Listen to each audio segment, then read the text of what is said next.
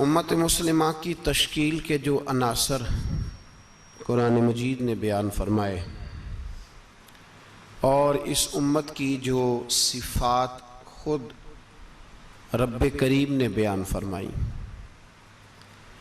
سورہ فتح کی آیت نمبر 29 میں اللہ تعالیٰ نے فرمایا محمد الرسول اللہ، محمد صلی اللہ علیہ وسلم اللہ کے رسول ہیں، والذین معہ، اور جو ان کے ساتھ ہیں، اشداء علی الکفار، وہ کافروں پر سخت ہیں، رحماء بینہم، آپس میں بڑے رحم دل ہیں، تراہم رکعا سجدا یبتغون فضلا من اللہ ورضوانا، فرمایا آپ انہیں رکوع کرتے ہوئے دیکھیں گے، سجدہ کرتے ہوئے دیکھیں گے، اللہ کا فضل اور اس کی رضا تلاش کرتے ہوئے دیکھیں گے۔ اللہ کریم نے جو صفات بیان کی خاص توجہ کے ساتھ اور تھوڑی سی اس کی گہرائی میں ذرا توجہ فرمائیے گا کہ جو ترتیب قرآن پاک نے عطا فرمائی، فرمایا والذین معہ، جو ان کے ساتھ ہیں، ان کی پہلی صفت یہ ہے کہ اشداء علی الکفار، وہ کافروں پہ سخت ہیں۔ پہلی صفت کیا ہے؟ نماز، روزہ، حج، زکوٰۃ۔ اشداء علی الکفار، کہ وہ کافروں پر سخت ہے۔ رحماء بینہم، دوسری صفت یہ کہ وہ آپس میں رحم دل ہیں۔ تراہم رکعا سجدا، پھر آپ انہیں دیکھیں گے رکوع کرتے ہوئے اور سجدہ کرتے ہوئے۔ تو نماز کا ذکر تیسرے نمبر پہ آیا، رکوع سجود کا ذکر۔ ایمان کے بعد جو پہلی بات ارشاد فرمائی وہ ہے اشداء علی الکفار، کہ وہ کافروں پر سخت ہیں، کافروں پر وہ، یہ پہلی صفت ہے اہل ایمان کی۔ اعلیٰ حضرت فاضل بریلوی رحمت اللہ تعالی علیہ ہمیں سبق دیتے ہیں، فرماتے ہیں دشمن احمد پہ شدت کیجئے، دشمن احمد پہ اشداء علی الکفار، دشمن احمد پہ ہلکی پھلکی ان کے ساتھ نفرت نہیں، یہ قرآن مجید کا سبق ہے۔ دشمن احمد پہ شدت کیجئے، ملحدوں سے کیا مروت کیجئے، جو بے دین ہو جائے وہ مروت کے قابل۔ ہمارا عجیب معاملہ ہے، وہ ہمارے بچے کاٹتے ہیں، ہم کہتے ہیں نہیں بات بیٹھ کے کرنی چاہیے، وہ ہمارے ٹکڑے کر رہا ہے، خون پی رہا ہے، ہم کہتے ہیں نہیں ٹیبل ٹاک کرنی چاہیے، ہم نے بات کی ہے، سفیر کو بلایا تھا۔ یہ کس قسم کی گفتگو ہے بھائی؟ وہ تیرا خون پی رہا ہے، تو جواب میں کہہ رہا ہے نہیں نہیں وہ ہم نے بات کی ہے اقوام متحدہ میں، کل پرسوں بیٹھیں گے آپس میں گفتگو کریں گے، صحیح ہو جائے گا مسئلہ۔ اشداء علی الکفار، اہل ایمان مومن کی پہلی صفت اللہ نے یہ بیان فرمائی کہ وہ کافروں پر وہ سخت ہے۔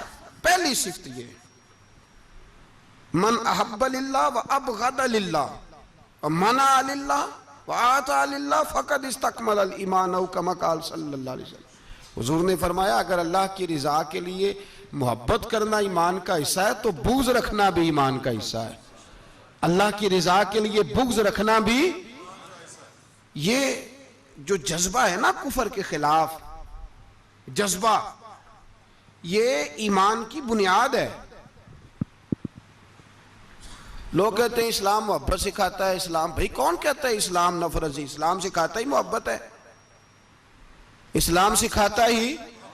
لیکن میرے بھائی یہ تو بتلاؤ نا صاحب کہ وہ جو جڑی بوٹی فصل کے ساتھ اگاتی ہے اس کا رنگ ہرا نہیں ہوتا، وہ چہچہاتی لہلہاتی نہیں، کاٹتے کیوں ہو پکڑ کے اسے، دوائی ڈال کے مارتے کیوں ہو؟ اس لیے کہ باقی فصل کو تباہ نہ کرے، باقی فصل کو نقصان۔ کافر پر جب تو سختی کرتا ہے تو اس کا مطلب یہ ہوتا ہے کہ وہ پھر دوبارہ ظلم نہیں کرتا، وہ زیادتی۔ ہماری کافر کے حق میں نرمی ہے۔ سعودی گورنمنٹ کا مراسلہ آیا، انہوں نے کہا جناب ہمیں شکوہ ہے پاکستانی حاجیوں سے کہ حجنے جب جاتی ہیں تو یہ برقع نہیں پہنتی، نقاب نہیں اوڑھتی۔ یہ باقاعدہ مراسلہ ان کی وزارت حج نے پاکستانی، مجھے چونکہ موقع ملتا رہتا ہے حج ٹریننگ پہ جانے کا تو ہمیں وہ پڑھاتے ہیں، کہتے ہیں جی یہ آپ دیکھ لیں باقاعدہ مراسلہ آیا. بڑی کھل کے بات کر رہا ہوں ذمہ داری سے. یہ جناب پاکستان کی جو بیبیاں یہاں حج کرنے آتی ہیں وہ بازاروں میں بغیر نقاب کے پھرتی ہیں. وہ کھجوریں خریدنے چاہتی ہیں تو بغیر نقاب کے، خوشبو لینے جاتی ہیں تو بغیر نقاب کے، لہذا انہیں پردہ کراؤ. اگر کوئی بی بی بغیر پردے کے آئی، چلے ایام حج میں تو احرام کی حالت میں تو ہم قبول کر لیں گے، لیکن اگر اس کے علاوہ آئی تو ہو سکتا ہے ڈیبورٹ کر دی جائے. باقاعدہ مراسلہ. عام غریب ملک کی، پاکستان کی، انڈونیشیا کی، سوڈان کی بی بی بغیر پردے کے نہیں جا سکتی، پر ٹرمپ کی بی بی بغیر پردے کے سعودی عرب جا سکتی ہے. ہوں تسی چپ کر گئے ہو نا، ویڈیو میری پہ بندی ہے، تہاڈی نہیں. فکر نہ کریں، میں سچی بات کر رہا ہوں، سچی بات اور کھری کر رہا ہوں ذمہ داری سے. او بھائی، اس کی بی بی پر کوئی پابندی نہیں، کوئی پابندی نہیں. وہاں تم نے تلواریں پکڑ کے رقص کر لیا، وہاں سب جائز تھا. اب تمہیں وہ کدھر گیا متوا جو بھاگ کے آتا ہے کہ گنبد کی طرف منہ نہ کرو؟ وہ کدھر گئے لوگ جو کہتے ہیں جناب دیکھو جی وہ مقدس پاک لوگ ہیں، خبردار ان کی بات نہ کرنا؟ کلیجہ روتا ہے، دل خون کے آنسو روتا ہے. اتنا بڑا حج کا اجتماع ہوا ہے، تمہیں کوئی توفیق نہیں تھی تو وہاں کہنا تھا اس کو، حج پڑھانے والے کو، خطبہ دینے والے کو کہ برما کے لیے دعائی کر دے. کہنا تھا اسے فلسطین کے لیے. بھائی میں جو رونا رو رہا ہوں ذمہ داری سے رو رہا ہوں. خدا را سمجھو، جب تم نے تمہاری اپنی بات آتی ہے تو 34 ملکوں کا اتحاد اکٹھا ہو جاتا ہے، اور جب امت کی بات آئے پھر کوئی پرواہ نہیں. میرے رسول پاک صلی اللہ علیہ وسلم نے جو دین دیا اس کی پہلی شرط یہ ہے اشداء علل، بولیے اشداء علل کافر پر سختی کرنا پہلا حصہ ایمان کا. رحماء بینہم تو دوسرا نمبر ہے، یہ دوسرا ہے. تمہاری سختی صرف اس کے خلاف ہے جو تمہارے مفادات کو ٹھیس پہنچائے، جو تمہاری سنے نا. حضرت سیدنا فاروق اعظم رضی اللہ، میں تفصیل سے بات کروں گا اگلے جمعے جناب فاروق اعظم کے احوال پر. حضرت عمر فاروق رضی اللہ تعالیٰ عنہ بدر کے میدان میں جب نکلے نا، بدر میں، تو حضرت عمر سے حضور نے تجویز مانگی. فرمایا صف بندی کیسے کریں، کس طرح لڑنا ہے؟ جناب عمر فاروق رضی اللہ تعالیٰ عنہ کہنے لگے حضور یہ جتنے آئے ہیں نا کافر لڑنے، یہ کسی کا کچھ چاچا لگتا ہے، کسی کا کوئی ماموں لگتا ہے، کسی کا بھائی ہے، کسی کا بیٹا ہے، تو محبوبہ صف بندی کی کیا ضرورت ہے؟ جو میرے رشتہ دار ہے میرے حوالے کریں، میں گردنیں کاٹ کے آپ کو دیتا ہوں. جو ابو بکر کے رشتہ دار ہے وہ ابو بکر کے حوالے کریں، وہ گردن کاٹ کے دے. جو علی کا کچھ لگتا ہے وہ علی کے حوالے کریں. ہم دنیا کو بتائیں گے کہ اشداء علل کفار، اشداء علل، اس کے لیے ہمارے پاس سختی ہے، کوئی نرمی. وہ ہمارا سگا بھی ہو تو اس کے حق میں کوئی نرمی. حضرت عمر نے اپنے سگے ماموں کی گردن کاٹی بدر کے دن، سگے ماموں کی. حضرت ابو عبیدہ بن جراح، سنو، اسلام امن کا درس دیتا ہے، محبت کا درس دیتا ہے. بھائی اسلام ہی تو امن کا درس دیتا ہے، پر جڑی بوٹی کاٹنا بد امنی نہیں ہوتا. ظالم کا ہاتھ پکڑنا بد امنی، اور امن والے اور ہوتے ہیں بزدل، ان دونوں میں فرق ہوتا ہے. امن والا بننے کا کہا گیا ہے، بزدل بننے کا کہا.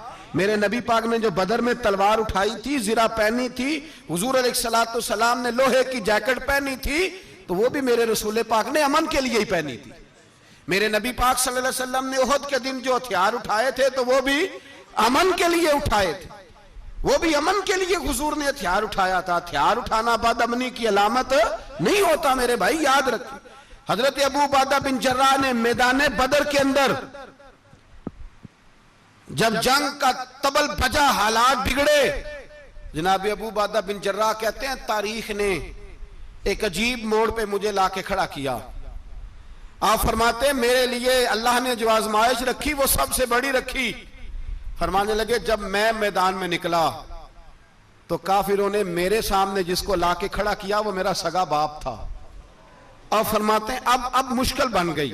عشق تے اگ دوویں ایک برابر، تے عشق دا سیک ودھیرا، اگ تے ساڑے ککھ تے کانے، تے عشق ساڑے تن میرا، تے اگ دا دارو می تے پانی. کوئی دسے ہیں عشق دا دارو کیڑا، بلے شاہ اتھے کچھ بھی نہیں بچدا جتھے عشق ہوراں دا ڈیرا. فرمانے لگے اب میرے لیے سامنے باپ ادھر بیٹا. آپ فرماتے ہیں دو رستے تھے, باپ بچاؤں یا رسول اللہ کا دین بچاؤں. ایک منٹ تھا فیصلہ کرنے کے لیے کہ ابا بچے گا یا دین بچے گا, کفر بچے گا یا اسلام بچے گا. فرماتے ہیں میں نے منٹ پورا نہیں سوچا, میں نے تلوار اٹھائی, باپ کی گردن کاٹ کے گرائی اور رسول اللہ کا دین بچا لیا. باپ کی گردن کٹ کے گری اور نبی پاک کا دین بچ گیا, بچا لیا رسول اللہ کا دین. حضرت عمر نے ماموں کو مارا. حضرت مصعب ابن عمیر کہتے ہیں تاریخ مجھے بھی لا کے کھڑا کرتی ہے, بدر کے میدان میں تو کفر کا لبادہ اوڑھ کے جب سامنے آیا تو وہ میرا سگا بھائی تھا. سگا بھائی, ہزاروں قومیں وجود میں آئیں دہر میں خشک و تر کے رشتے سے, پر ہم نے بنیاد دوستی رکھی یاد خیر البشر کے رشتے سے. سگا بھائی کفر کا نمائندہ بن کے سامنے کھڑا ہوا. مجھے اکٹھے کھیلنا بھی یاد تھا, مجھے ایک برتن میں روٹی کھانا بھی یاد تھا, ایک ماں سے لوریاں سننا بھی یاد تھا. فرماتے ہیں یہ سارا کچھ یاد تھا, پر اسلام کے حق میں دیا ہوا خطبہ جو محمد عربی نے دیا تھا وہ بھی مجھے یاد تھا. مجھے رسول اللہ کی بتائی ہوئی باتیں بھی, فرماتے ہیں میں سارا کچھ بھول گیا, پر مجھے اپنے رسول کا پڑھایا ہوا سبق نہیں بولا, وہ مجھے یاد رہا. میں نے پھر سگے بھائی کی گردن کاٹی اور میں نے وہ گردن کاٹ کے حضور کے پاس پیش کی, اور میں نے دنیا کو بتایا کہ ہمارے لیے اصل وہ ہے جو ہمارے رسول ہمیں حکم ارشاد فرماتے ہیں. یہ رشتے ہمارے لیے اصل ہمارے جی اچھے تعلقات ہیں. کون سے اچھے تعلقات, کون سے اچھے تعلقات. میرا ایک دوست مجھے کہنے لگا امریکہ تو پیار ہی بڑا کرتا ہے ہم سے. میں نے کہا بالکل, کسائی بھی بڑا پیار کرتا ہے بکرے سے, بڑا پیار ہوتا ہے. آپ جو قربانی کے بکرے لائے تھے آپ کو پیار نہیں تھا؟ ذبح کرنے سے پہلے اس کو پانی بھی پلایا, چارہ بھی کھلایا, غسل بھی کرایا, پر آخر میں کیا کیا؟ بولے نا جی. یہ والا پیار کرتا ہے امریکہ آپ سے, دیتا ہے کبھی کبھی پیسے, کوئی شک نہیں اس میں. وہ کہتا ہے وہاں زلزلہ آیا ہے تو اتنے لاکھ ڈالر دیتا ہوں, فلاں آیا, لیکن وہ والا پیار جو کسائی بکرے سے کرتا ہے, کہتا ہے جب موقع آئے گا تو میں چھری بھی پھیروں گا, اور اپنے وقت پہ آ کے وہ, یہ میری مثال یاد رکھ لینا, امریکہ کا پاکستان سے اور مسلمان سے وہ والا پیار ہے جو بکرے کا کسائی سے اور کسائی کا بکرے سے ہوتا ہے. وہ چارہ ڈالتا ہے, موٹا کر کے ذبح کرتا ہے, پتلا ذبح کرنے میں اسے لذت نہیں آتی. اور بھائی یاد رکھو حضرت ابو بکر صدیق رضی اللہ تعالیٰ عنہ, عرب کے لوگ جب جنگ کرتے تھے تو ایک ہاتھ میں ڈھال پکڑتے تھے, ایک ہاتھ میں تلوار پکڑتے تھے, لوہے کی ڈھال. جب دشمن حملہ کرتا تھا تو ڈھال آگے کرتے تھے. وہ کئی دفعہ ٹکرا کے ڈھال سے تلوار گر جاتی تھی. حضرت ابو بکر صدیق میدان میں نکلے, بیٹا کافروں کی طرف سے لڑنے آیا ہے, سگا بیٹا, اور میرے مصطفیٰ کریم نے فرمایا اولاد بزدل کر دیتی آدمی کو, پر جب ایمان پختہ ہو تو پھر صحابہ نے اس بزدلی کی بھی پرواہ نہیں کی. سگا بیٹا کافر کی جانب سے آیا, حضرت ابو بکر صدیق نے تلوار سے حملہ کیا, بیٹے نے ڈھال آگے کی. جب صاحبزادے نے ڈھال آگے کی نا تو حضرت ابو بکر کی تلوار لوہے کی ڈھال سے ٹکرائی, تلوار گر گئی. اب حضرت ابو بکر نے ہتے ہو گئے, صاحبزادے نے اٹھائی تلوار. کہتا ہے جب میں مارنے لگا تو خیال آیا گھر تو میرا اجڑے گا نا, باپ تو میرا ہی ہے نا. صاحبزادے کہتے ہیں میں ابو بکر صدیق کو چھوڑ کے چلا گیا, بعد میں مسلمان ہو گئے, کلمہ پڑھ لیا. ایک دن گھر میں بیٹھے تھے تو بات شروع ہو گئی. صاحبزادے کہنے لگے ابا جی وہ یاد ہے نا جب میری ڈھال سے آپ کی تلوار ٹکرائی تھی اور تلوار گر گئی تھی تو میں نے آپ کو باپ سمجھ کے چھوڑ دیا, میرا ہی گھر اجڑنا تھا باپ سمجھ کے. جناب صدیق اکبر رضی اللہ تعالیٰ عنہ صاحب ابن شام نے لکھا ہے کہ اپنی سرین پر 2 دفعہ ہاتھ مارا, 2 دفعہ. کہنے لگے بیٹے تو اس وقت کافر تھا, تو نے مجھے چھوڑ دیا.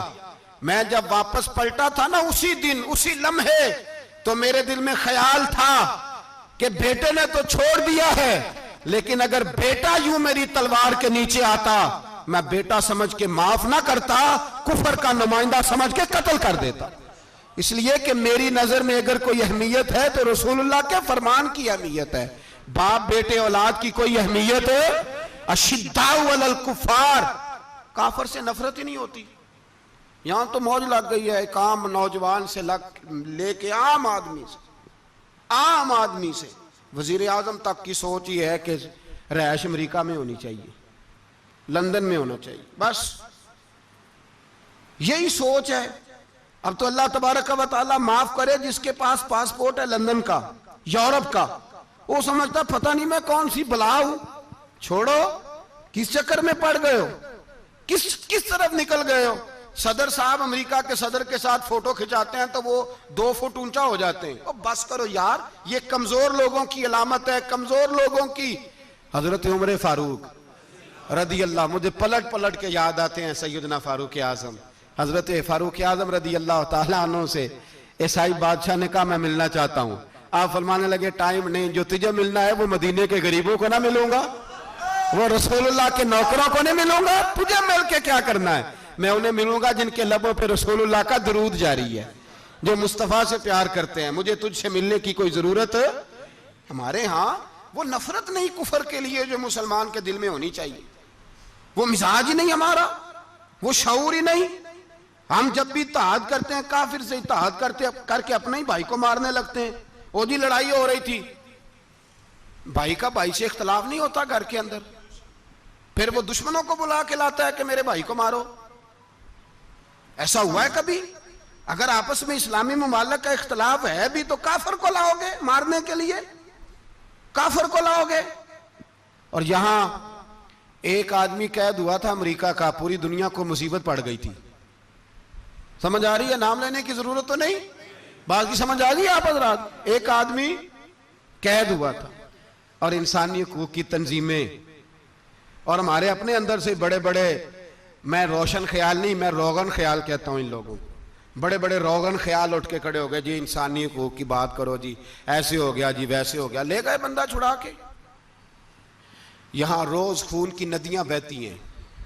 اقوام متحدہ جس سے مسلمان بھیک مانگتے پھرتے ہیں کہ مسلمانوں پہ مظالم بند کراؤ, اقوام متحدہ نے کہہ دیا کہ دنیا کی مظلوم ترین اقلیت کا نام برما کے مسلمان ہے.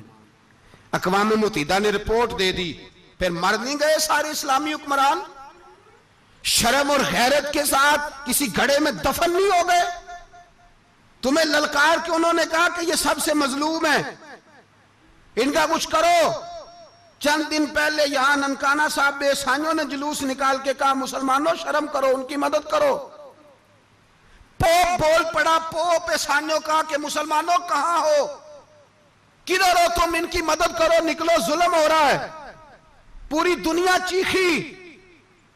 آپ کے ملک میں آ کے امریکہ ڈرون حملے کر جائے تو آپ کی وزارت داخلہ کو بعد میں ہوش آتا ہو, ہمیں تو پتہ نہیں چلا, ہم تو سوئے ہوئے تھے, وہ حملہ کر گیا.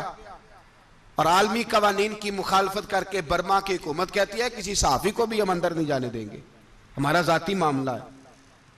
ایسے بے شرم لوگوں کو اپنا نمائندہ بناتے ہو, جنہیں ہوش تک نہیں اس بات کی. ہم نے کلمہ پڑھا ہوا ہے نبی پاک صلی اللہ علیہ وسلم کا, میرے رسول پاک سید عالم نور مجسم صلی اللہ علیہ وسلم نے جو لوگ تیار فرمائے. نیند تو نہیں آ رہی آپ حضرات کو؟ نبی پاک نے جو لوگ تیار فرمائے, حضرت کعب بن مالک رضی اللہ تعالیٰ, حضور نے فرمایا چلو تبوک پہ میرے ساتھ, سارے چلو, سب تیار ہو گئے. حضرت کعب بن مالک فرماتے مجھے گھوڑا بڑا دوڑانا آتا تھا, نیزہ بڑا چلانا آتا تھا, تلوار کا میں بڑا دھنی تھا, میں مالدار بھی تھا, میرے پاس بڑی وسائل تھے. حضور چلے گئے تو میں نے, یہ بخاری ہے, فرماتے ہیں میں نے سوچا کہ میں چلا جاؤں گا, کل میں گھوڑا دوڑاؤں گا, میں نے پیچھے پہنچ جانا, پرسوں چلا جاؤں گا, ترسوں بس سستی ہو گئی, نہ جا سکا. فرماتے ہیں وقت بیت گیا, حضور چلے گئے, آج جاتا ہوں کل چاہتا ہوں, اسی میں حالات سارے گزر گئے, حتیٰ کہ اللہ کے رسول واپس آ گئے. فرماتے ہیں کچھ بوڑھے تھے جو نہ جا سکے اور کچھ منافق تھے جو حضور کے ساتھ جہاد پہ نہ جا سکے. آپ فرماتے ہیں میں جوان بھی تھا, تیر انداز بھی تھا, اور دنیا عرب سارا جانتا تھا کہ مالدار بھی ہے, اللہ تعالیٰ کی دی ہوئی بڑی نعمتیں تھے, میں نہ گیا اور ہو غلطی گئی, سستی گئی. فرماتے حضور مدینے میں آئے, جب مسجد نبی میں بیٹھے تو منافق آ کے بہانے کرنے لگے. کوئی کہنے لگا بچی بڑی بیمار تھی, کوئی کہنے لگا حضور کل ہی صحیح ہوا ہوں. فرماتے مجھے بھی پتا تھا اور پتا مصطفیٰ کو بھی تھا جھوٹ بول رہے, حضور کو پتا تھا, پر وہ بہانے کرتے حضور قبول کرتے، میں چلو جاؤ. کہا فرماتے ہیں 1 منٹ کے لیے مجھے بھی وسوسہ آیا کہ کوئی بہانہ نہ کر دوں، لیکن پھر میں نے سوچا بہانہ کس کے سامنے کروں جسے اللہ تبارک و تعالیٰ نے نبوت کی آنکھ عطا فرمائی ہوئی ہے، اس محبوب کے سامنے بہانہ. اس خیال آیا مسلمان نیک و بد پہچان جاتے ہیں، محمد آدمی کے دل کی باتیں جان جاتے ہیں، کدھر بہانہ کروں، حضور کو تو سارا پتہ ہے. فرماتے میں گیا، حضور نے پوچھا کیوں نہیں آئے، اور پوچھا بھی مسکرا کے، کیوں نہیں آیا، مسکرا کے پوچھا.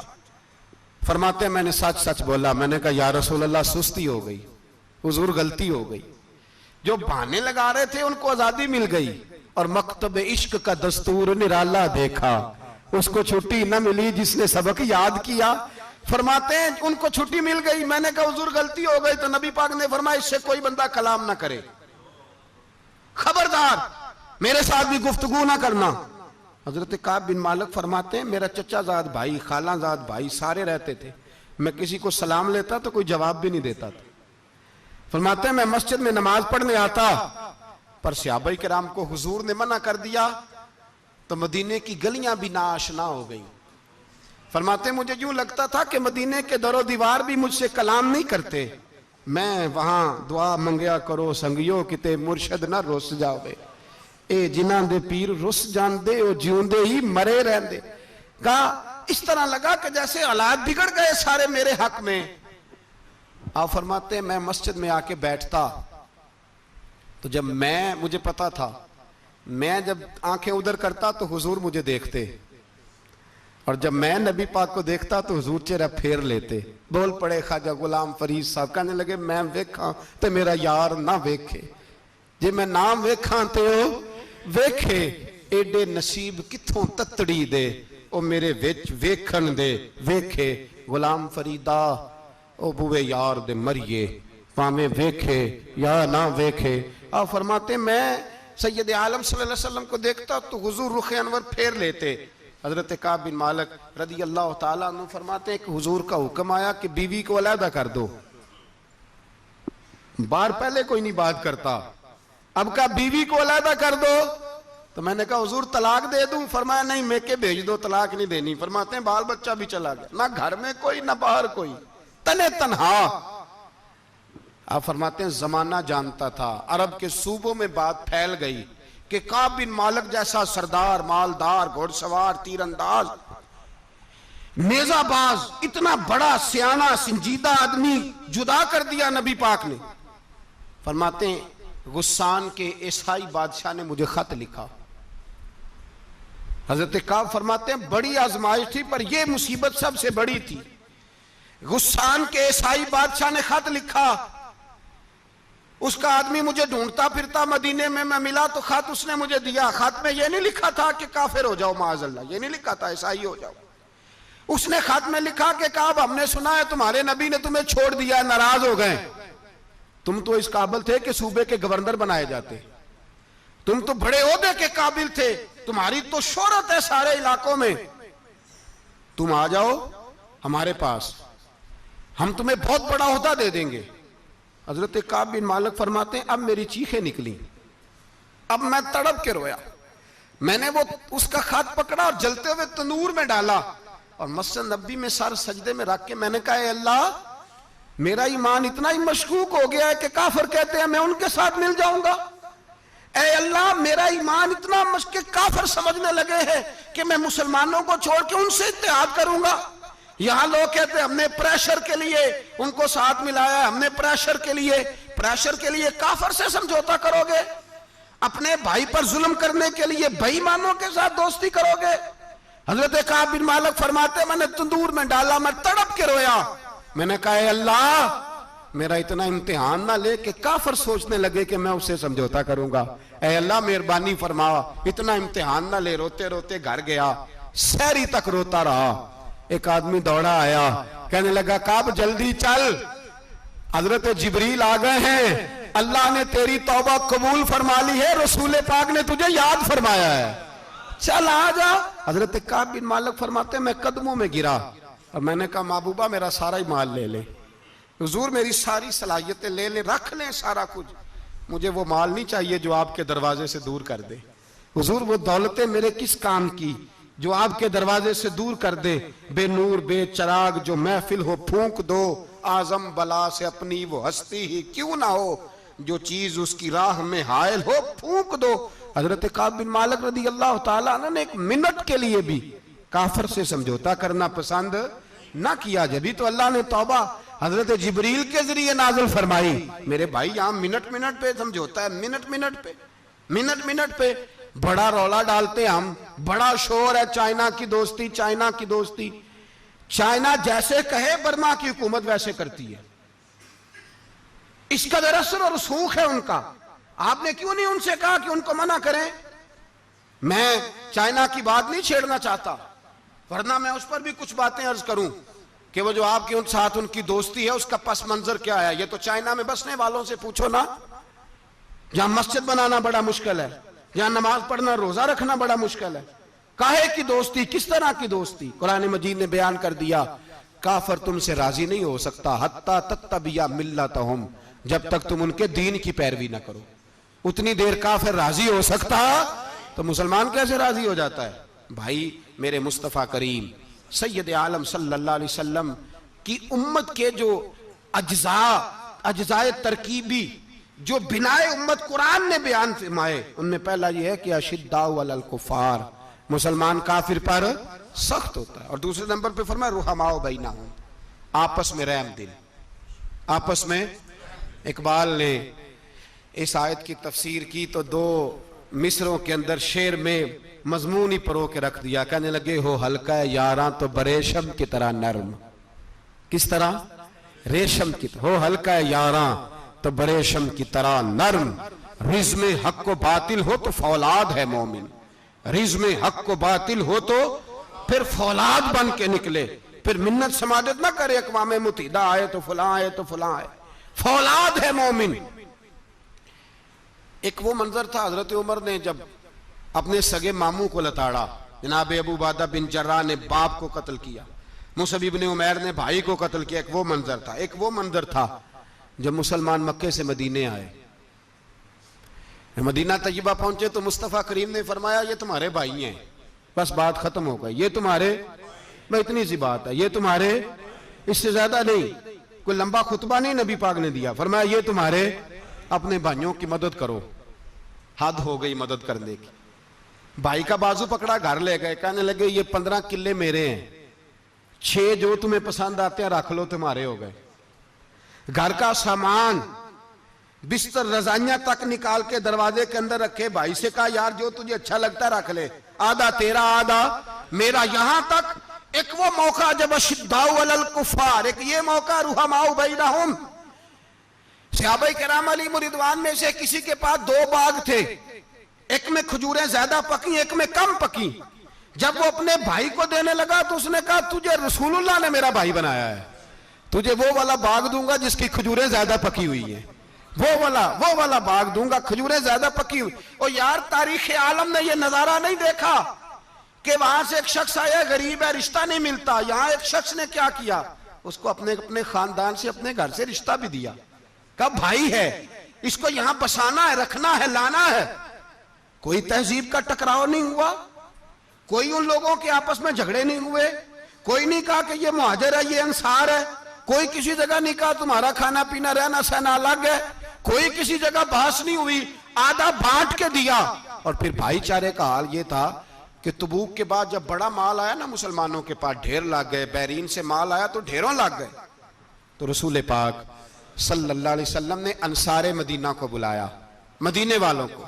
فرمایا تم نے بڑا احسار کیا تھا اپنے بھائیوں پر, تم نے اپنی آدھی جائیدادیں دے دی تھی, تم نے رحماء بینہم کا پورا مظاہرہ عملاً کر کے دکھایا تھا.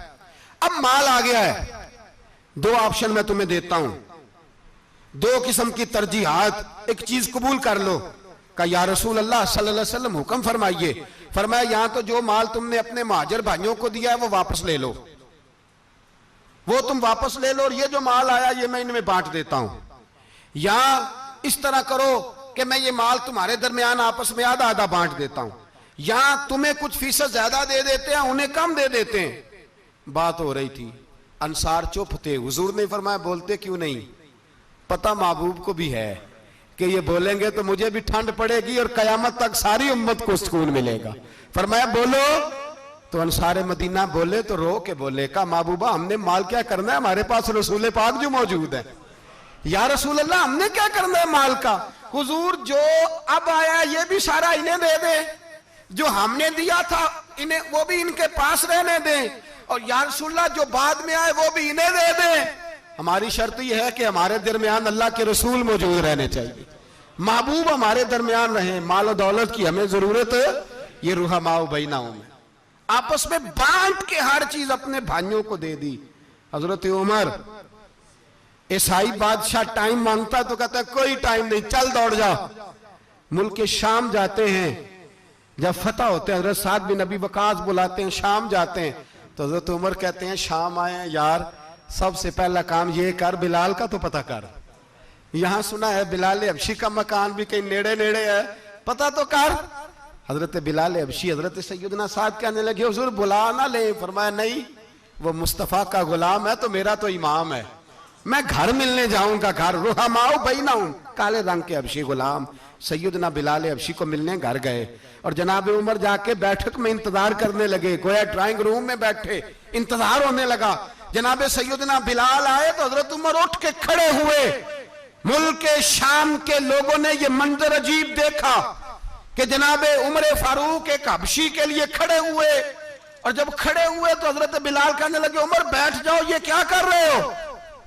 تو حضرت سیدنا عمر رو پڑے, کہنے لگے بلال تو حبشی پہلے تھا, جب سے رسول اللہ کا غلام بنا ہے ساری امت کا امام بن گیا, ساری امت کا تو امام بن گیا ہے جب سے تو نبی پاک صلی اللہ تعالی علیہ وسلم کا غلام بنا. بھائی یاد رکھیں, جب اشداء علی الکفار کی بات تھی تو اپنے سگے قتل ہو گئے, اور جب رحماء بینہم کی بات تھی تو پھر یہ نہیں دیکھا یہ حبشی ہے. توجہ ہے میری بات پر؟ جاگ رہے نا آپ لوگ؟ ادھر دیکھیں, پھر یہ نہیں دیکھا کہ یہ حبشی ہے, یہ رومی ہے, یہ کون ہے, پھر یہ دیکھا کہ یہ رسول اللہ کا غلام ہے صلی اللہ. ہمارے ہاں تو نفرتیں پھیل گئی ہیں, او بس کرو جی بنگالیوں سے جان چھڑاؤ, او بس کرو جی فلانے سے, او بس کر یار, رہن سہن اپنا اپنا ہوتا ہے, لیکن مسلمان جس طرح کا بھی ہو اس کے ساتھ نفرت کرنے کی اجازت نہیں ہے. پہلی بات اشداء علی الکفار, دوسری بات رحماء بین. اب تیسری بات ہے تراہم رکعا سجدا یبتغون فضلا من اللہ ورضوانا. میں نے جو شروع میں بات کی تھی نا کہ اگر خانہ کعبہ میں 40-50 لاکھ حاجی مل کے دعا ہی مانگ لیتا مل کے تو کمال ہو جاتا. حضرت ابو بکر صدیق رضی اللہ تعالیٰ عنہ سے کسی نے پوچھا تھا بدر میں فتح کیسے ہوئی؟ اب بھی مسلمان کہتے ہیں نہیں جی کیسے لڑیں گے جی, ہمیں اپنا بڑا مسئلہ ہے. یہ کمزور لوگوں کی باتیں ہیں, کمزور جو خدا والے ہوتے ہیں ان کی یہ سوچ نہیں ہوتی. یہ آرزو کرم اور میں آپ سے کروں, یہ بھیک اس کو جی دیے جس کا خدا نہ ہو. یہ کمزور لوگ ہیں جو کہتے ہیں نہیں کیسے ہوگا, کس طرح ہوگا, جن کو پتا ہو کہ ہماری غیبی طاقت ہے ہماری. حضرت ابو بکر صدیق رضی اللہ تعالیٰ پوچھا جناب بدر میں کیسے جیت گئے؟ تلواریں زیادہ تھی, نیزے زیادہ تھے, یا آپ کو جاسوسی زیادہ تھی, پتہ زیادہ تھا کہ یوں قابو آئیں گے کافر؟ تو ابو بکر صدیق فرمانے لگے نہ نیزوں سے جیتے نہ تلواروں سے جیتے, ہم جو بدر میں جیتے ہیں تو مصطفیٰ کی نمازوں سے جیتے ہیں. ہمیں جو بدر میں کامیابی ملی تو رسول اللہ کی دعاؤں کی برکت سے ملی. فرمانے لگے کافر ساری رات شرابیں پیتے رہے, ساری رات وہ ناچ گانے میں مصروف رہے, اور میں حضور کے خیمے میں موجود تھا, نبی پاک ساری رات نماز پڑھتے رہے, ساری رات حضور نماز پڑھتے رہے, ساری رات اللہ سے دعا کرتے رہے. فرمایا صبح جو کامیابی ملی تو یہ مصطفیٰ کی نمازوں کی برکت سے ملی. ایک بزرگ کی میں بات سن رہا تھا, وہ کہہ رہے تھے اب نمازیں عبادتیں ریاضتیں بعد میں کرنا, پہلے جہاد کرو. کہہ رہے تھے اب نکل کر خانقاہوں سے ادا کا رسم شبیری, عبادتیں ریاضتیں تلاوتیں درود بعد میں ہوگا, پہلے جہاد. تو میں نے کہا صاحب عبادتیں تلاوتیں درود ہو کہاں رہا ہے, پہلے وہ جگہ تو بتائیں. خانقاہوں پہ تو عرس ہو رہا ہے, سال کے بعد ڈھول لگ رہا ہے. وہ جو زمانہ تھا نا کہ خانقاہ شریف پہ شام تک قرآن مجید ختم ہوگا, فجر کے بعد 50,000 درود پڑھا جائے گا, وہاں لوگ آئے ہیں تو وہاں ذکر کرتے کرتے لوگ اس قدر مست ہوئے کہ انہیں ہوش ہی نہیں کہاں کہ کہاں گئے. وہ تو دور ختم ہو گیا. اب کہاں ہے خانقاہ میں؟ اب تو نظر نیاز رہ گئی، ختم شریف رہ گیا، عرس پاک رہ گیا، باقی تو معاملہ ختم ہے. وہ کہاں گیا معاملہ سارا؟ بھائی دعائیں التجائیں. شہاب الدین غوری سے پوچھا جناب فتح کیسے ہوئی؟ کہنے لگے خواجہ معین الدین اجمیری کی دعاؤں کی برکت سے. فرماتے ہیں بابا دعا مانگتا تھا، ہم جہاد کرتے تھے، اللہ کامیابی دے دیتا تھا. بھائی وہ عبادت، وہ ریاضت، وہ مسلمان جو رات کو اپنے رب کو منا لیا کرتا تھا، وہ اپنی عبادت کے زور پر اللہ تبارک و تعالیٰ کی بارگاہ میں آہو زاری. حضور نے فرمایا الدعاء صلاح المومن، دعا مومن کا ہتھیار ہے. دعا مومن کا، بول کے بتانا ہے، دعا مومن کا. فرمایا مومن یہ ہتھیار چلا سکتا ہے، یہ ہتھیار کافر کے پاس موجود ہے. حضرت زید بن حارثہ رضی اللہ تعالیٰ عنہ کو نہ پکڑ کے کچھ کافر ان کو پکڑ کے لے گئے تو ایک درخت کے ساتھ باندھ لیا. کہنے لگے تمہیں قتل کریں گے، حضور کے صحابی ہیں رضی اللہ تعالیٰ. جب کافر آپ کو قتل کرنے لگا نا تو انہوں نے درخت کے ساتھ اچھی طریقے سے ٹانگیں باندھ لی، ہاتھ باندھ لیے، گردن باندھ لی. کہنے لگا بلا اپنے رب کو.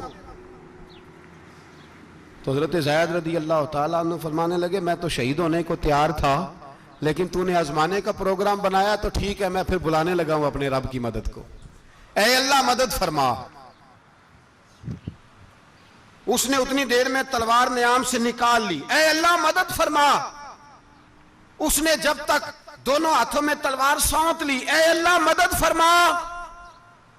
جب تیسری بار آپ نے یہ کہا تو اس نے تلوار اٹھائی، کہا اللہ مدد فرما.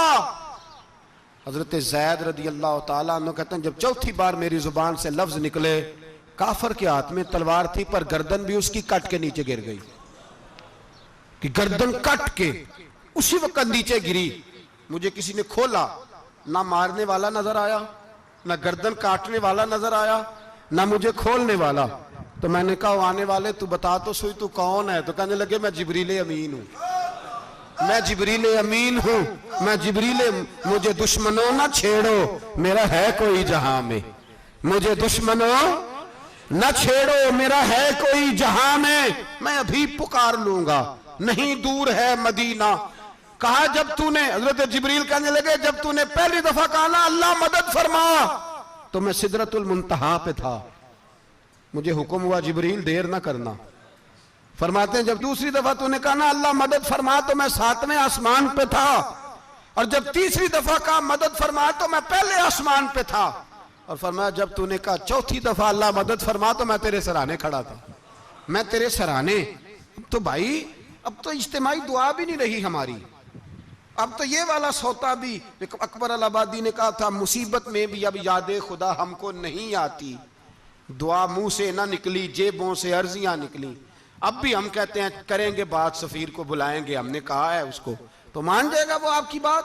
وہ بچے کاٹ رہا ہے تو اس کو گھر بلا رہا ہے. ابھی تک ایک اتنا سا سٹینڈ کہ ان کا جو دفتر ہے سفارت خانہ وہ بند کر دیا جائے، اتنی بھی توفیق نہیں ہوئی. کہتے ہیں ٹھیک ہے شور شروع ہو رہا ہے بس چپ کر دیں گے سارے. خدا را خواب غفلت سے اٹھو، بیداری حاصل کرو. اور کچھ نہیں ہو سکتا تو کھول کے دعا تو مانگو ان کے لیے دعا تو مانگو. اللہ بڑا کریم ہے، وہ جب مدد کرنے پہ آتا ہے تو پھر بڑے بڑے کافروں کے مقابلے میں اپنے بندوں کی مدد فرماتا ہے. اور میں یہ پیغام دینا چاہتا ہوں عالم کفر کو بھی، یاد رکھیں رب کریم جب مدد کرنے پہ آئے تو اکیلے حضرت ابراہیم اور ایک طرف پوری ملت ہو تو اللہ اپنے خلیل کو بچا لیا کرتا ہے. رب کریم کی رحمت کاملہ جب فیصلہ کر لیتی ہے تو پھر نمرود جیسے سپر پاور طاقت کو رب کریم مچھر سے مروا دیا کرتا ہے. اللہ تبارک و تعالی، یہ تو مسلمان کا دعا والا سوتا ہی، وہ نکل کر خانقاہوں سے ادا کر رسم شبیری. یہ تو تب ہوگا جب خانقاہ کے اندر کوئی ذکر فکر عبادت ہو رہی ہو، اور جب وہاں حال ہی کوئی نہیں، وہاں تو رقص و سرور ہے، وہاں تو بات جھوٹی تعریفیں ہیں. ہر آدمی نے ایک بندہ ساتھ رکھا ہوا ہے تعریفیں کرنے کرانے والا، تو معاملہ ہی اور ہو گیا ہے. میرے بھائی عبادت کی لذت حضرت سیدنا عمر فاروق، سب بولیے رضی اللہ تعالی. حضرت عمر فاروق رضی اللہ تعالیٰ عنہ کا مبارک زمانہ ہے. حضرت عمر نے فوج بھیجی ایران کے حکمران کے ساتھ جہاد کرنے.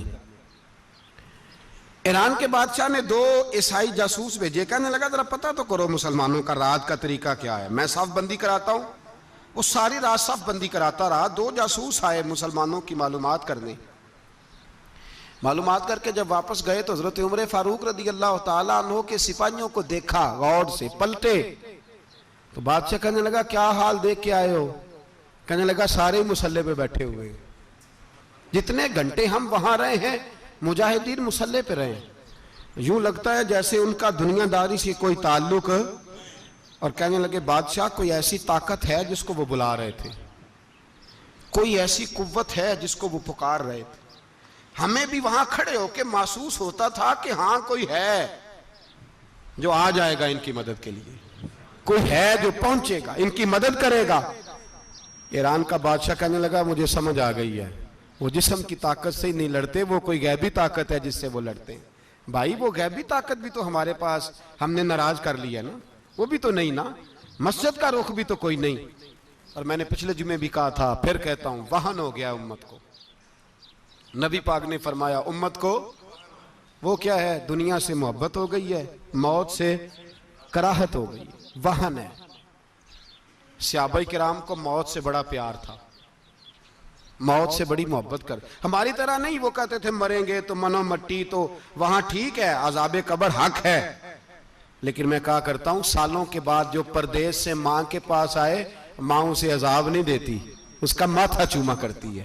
اور بھائی جو رب کریم کی بارگاہ میں جائے گا تیرا کیا خیال ہے, گل سڑ جائے گا؟ مدینے والے حبیب نے فرمایا قبر المومن روضۃ من ریاض الجنہ.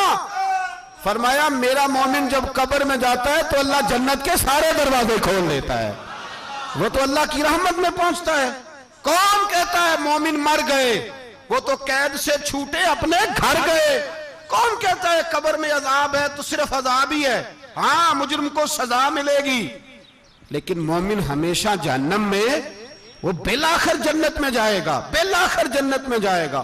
اور کسی درویش نے بات کی, وہ کر کے چلے گئے, بر کمال ہی کر گئے. کہنے لگے دوزخ میں میں تو کیا, میرا سایہ نہ جائے گا, کیونکہ رسول پاک سے دیکھا نہ جائے گا.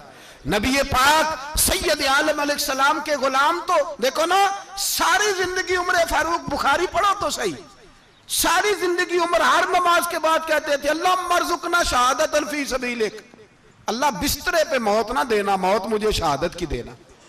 حضرت سیدنا مولا علی شیر خدا کرم اللہ تعالیٰ وجہ الکریم ساری زندگی کہتے رہے اللہ علی نے میدان میں عمر گزاری ہے, اسے شہادت کی موت عطا فرما. او بھائی یہ تو شہادتیں مانگنے والے. حضرت امام حسین میدان کربلا میں کھڑے تھے, شمر کہنے لگا حسین تیری چاروں جانب موت ہے. تو آپ فرمانے لگے تجھے ابھی ہمارا پتہ ہی نہیں, موت سے تو ہمارا پیار چلتا ہے. اور فرمایا یہ شہادت تو ہمارا پیچھا کرتی ہے, پہنچ جاتی ہے جہاں ہم ہوتے ہیں, موت سے ڈرا رہا ہے. مسلمان کا مرنے کو دل نہیں کرتا, ورنہ وہ اتنی بڑی کوٹھی میں کون رہے گا. مرنے کو دل اس لیے نہیں کرتا کہ وہ جو 6 کروڑ 10 کروڑ ڈالر لوٹ کے رکھے ہیں, مر گئے تو کھائے گا کون. وہ فقیر فاقہ مست تھے, ان کا گھر ہی کوئی نہیں تھا, ان کے بینک بیلنس ہی کوئی نہیں تھے. وہ کہتے تھے گھر ہمارا ہے وہ جو ہمارے رب نے تیار کیا ہوا ہے, ہمارا بینک بیلنس ہے وہ جو ہمیں جنت میں جا کے ملے گا. ان کا تو یہ کھاتا ہی کوئی نہیں تھا, اس لیے وہ شہادت کی. حضرت عمر بن جموع رضی اللہ تعالیٰ عنہ میدان احد میں 4 بیٹے لے کے آئے. کتنے بیٹے بول کے بتائے؟ 4 بیٹے لے کے عمر بن جموع آئے, اور خود ایک ٹانگ سے لنگڑے سے آپ ہی ہیں, ٹانگ چھوٹی ہے. حضور کے سامنے کھڑے ہوئے کہا محبوبہ میرے 4 ہی تھے, میں 4 لے آیا ہوں, قبول کر لے. تو حضور نے فرمایا تو کیوں تلوار اوڑے آیا ہے, یہ تو نے کیوں گلے میں اسلحہ ڈالا ہوا ہے. کہا یا رسول اللہ میں نے بھی تو جانا ہے نا. تو حضور نے فرمایا 4 بیٹے جو ہیں. تو حضرت عمر بن جموع نے بات کی, صحابہ کہتے ہیں ہم لبوں سے مسکرا رہے تھے, آنکھوں سے رو رہے تھے. کیا عجیب انداز ہے. حضور نے فرمایا عمر 4 بیٹے جو آ گئے تو رہنے دے. تو حضرت عمر رو پڑے, کہنے لگے محبوبہ کیا لنگڑے جنت میں نہیں جائیں گے؟ کیا حضور میں لنگڑا ہوں تو میرے لیے جنت کوئی نہیں؟ میرے حبیب پاک سید عالم صلی اللہ علیہ وسلم نے فرمایا عمر تو ضرور جنت میں جائے گا. کہا محبوبہ پھر بچے بعد میں جائیں گے, میں پہلے میدان میں جاؤں گا. ایک بی بی 4 بیٹے لے کے آئی احد میں.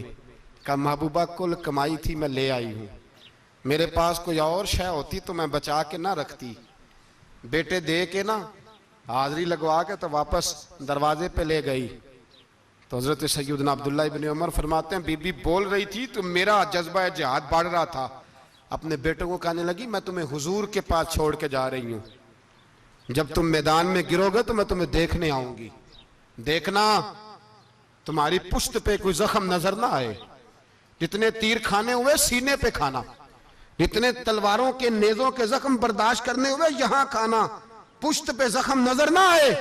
حضرت عبداللہ ابن عمر فرماتے ہو بی بی کی گفتگو میرا جذبہ جہاد بڑھا رہی تھی۔ ایک بی بی 3 سال کا 4 سال کا بیٹا لیے رو رہی ہے، احد کا دن ہے، سہیلیاں پوچھتی ہیں تو کیوں روتی ہے؟ وہ کہتی ہے دیکھو میرا خاوند بھی بدر میں شہید ہو گیا، بھائی اور باپ بھی، دل کرتا ہے کوئی جوان بیٹا ہوتا تو آج مصطفیٰ کے ساتھ اسے ہی بھیج دیتی، کوئی جوان میرے پاس ہے ہی 3 سال کا تو کیا کروں، 3-4 سال کا بچہ کیا کرے گا؟ پتہ نہیں کیا دلیل آئی، اچانک اٹھی، بیٹے کو سینے سے لگایا، کپڑا ڈالا، مسجد نبوی پہنچ گئی۔ حضرت بلال کہتے ہیں مجھے ملی، کہنے لگی بلال مجھے پتہ ہے حضور تیاری کرا رہے ہیں جنگ کی، پر 2 منٹ اگر میری ملاقات ہو جائے۔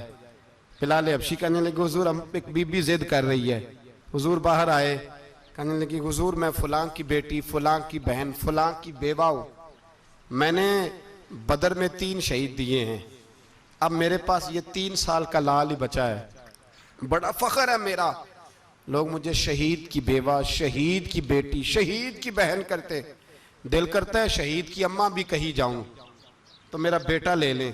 سیدنا بلال کہتے ہیں حضور مسکرائے، کہنے لگے یہ 3 سال کا نونہال کیا کرے گا؟ کہتے ہیں اماں کا عجیب جذبہ ہے۔ کہنے لگی محبوبہ سنا ہے اسلحہ بھی تھوڑا ہی ہے، ڈھالیں زیادہ کوئی نہیں، میرا بیٹا ساتھ رکھ لیں، جب آپ کی طرف کوئی تیر آیا نا تو میرا بیٹا ڈھال کے تو اس کو ڈھال بنا کے آگے کر دینا۔ محبوبہ ڈھال تو بانی سکتا ہے نا۔ حضرت بلال فرماتے ہیں مصطفیٰ کریم نے فرمایا جا میں نے قبول کیا، قیامت کے دن بیٹا گھر لے جا، جب تیرا نام پکارا جائے گا تو شہید کی اماں کہہ کے ہی پکارا جائے گا، جا تو گھر لے جا۔ کہتے ہیں چلتے چلتے ایک غریبنی اور آ گئی، اتنی سی اٹی بان کی، اتنی سی، بلال حضور سے ملاقات ہو جائے گی۔ نبی پاک آ گئے تو کہا محبوبہ یہ غلبہ اسلام میں میرا بھی حصہ ڈال لیں۔ حضور نے فرمایا یہ کیا ہے؟ کہنے لگی حضور خامد فوت ہو گیا، اولاد اللہ نے بے نیازی سے دی نہیں، سویرے چرخہ کاٹ کے رزق حلال کھاتی ہوں، میرے پاس نا یہ اتنا سا بان ہے، ایک گھوڑے کی لگام بن جائے گی، محبوبہ حصہ تو ڈال جائے گا نا دین کے لیے، میری قبولیت ہو جائے گی۔ میرے حبیب نے ہاتھ اٹھائے اور دعا مانگی، کہے اللہ جتنا تو میدان کے مجاہدوں کو اجر عطا فرمائے اتنا اس غریبنی کو بھی عطا فرمانا، اتنا اسے بھی دینا۔ بھائی یہ جذبے تھے، یہ رنگ تھا امت مسلمہ کا، اس لیے کافر گھر میں بیٹھ کے کامپا کرتا تھا۔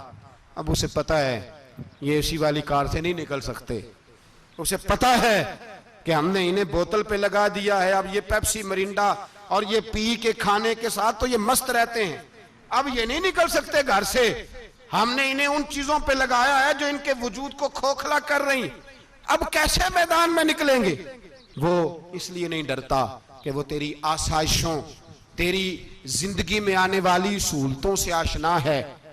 موت بستر پہ بھی آ جاتی ہے، لیکن جس کو میدان میں آتی ہے وہ ساری زندگی زندہ رہتا ہے، وہ ساری زندگی زندہ رہتا ہے۔ بھائی مرنا تو ہے، لیکن اگر زندگی دین کے کام آئے گی تو امر ہو جاؤ گے، بچ جاؤ گے۔ ہمیں رنگ دیا ہے قرآن پاک نے، محمد الرسول اللہ والذین معہ اشداء علی الکفار رحماء بینہم۔